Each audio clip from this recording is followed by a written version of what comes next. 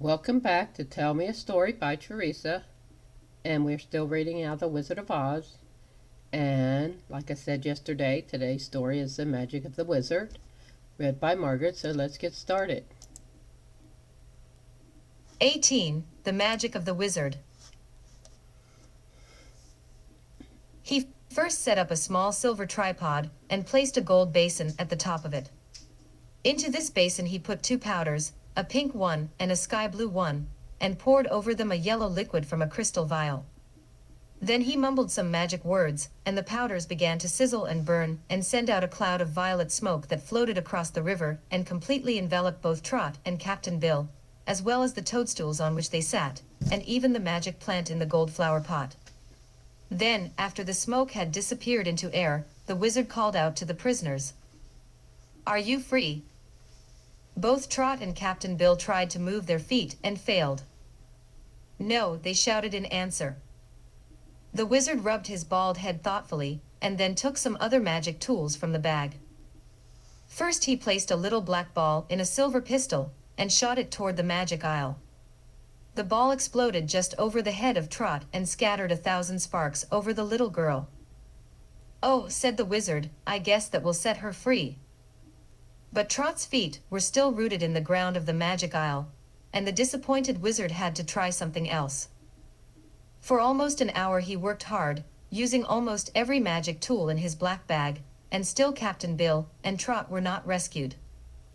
"Dear me," exclaimed Dorothy, "I'm afraid we'll have to go to Glinda, after all." That made the little wizard blush, for it shamed him to think that his magic was not equal to that of the magic isle.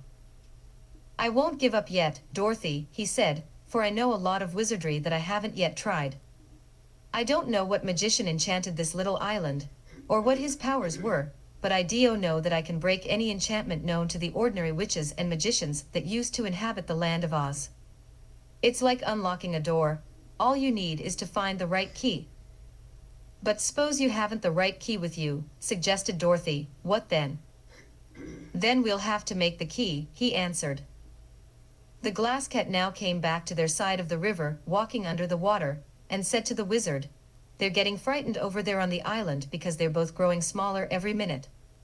Just now, when I left them, both Trot and Captain Bill were only about half their natural sizes. I think," said the wizard reflectively, "that I'd better go to the shore of the island, where I can talk to them and work to better advantage."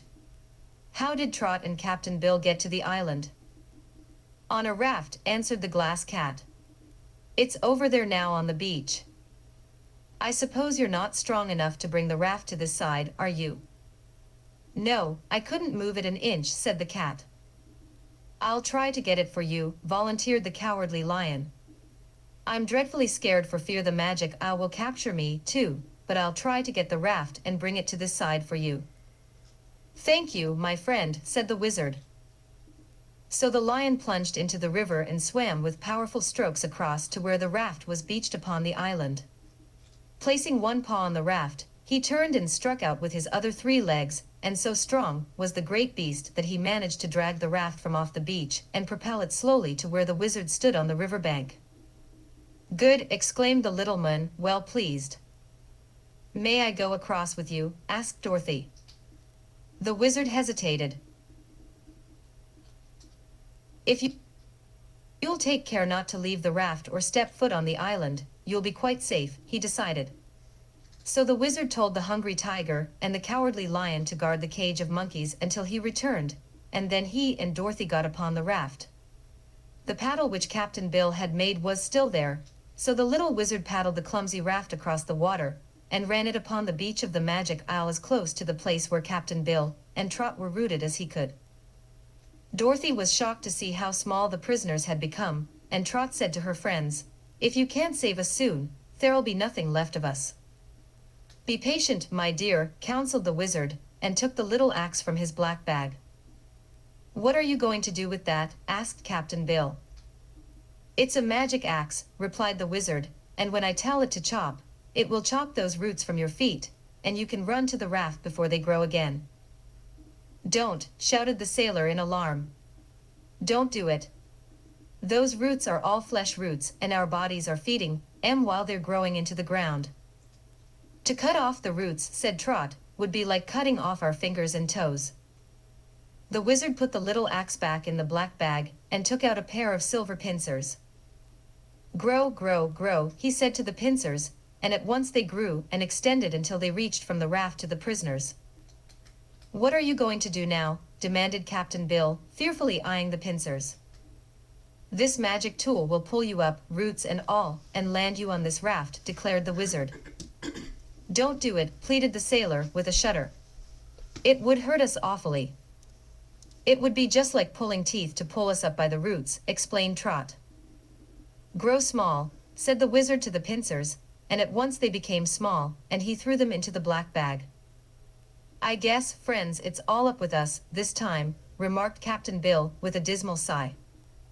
Please tell Ozma, Dorothy, said Trot, that we got into trouble trying to get her a nice birthday present. Then she'll forgive us. The magic flower is lovely and wonderful, but it's just a lure to catch folks on this dreadful island and then destroy them. You'll have a nice birthday party without us, I'm sure, and I hope, Dorothy, that none of you in the Emerald City will forget me, or dear old Captain Bill. So I hope you enjoyed this story, and if you did, come back tomorrow and we will have another story. So until then, bye.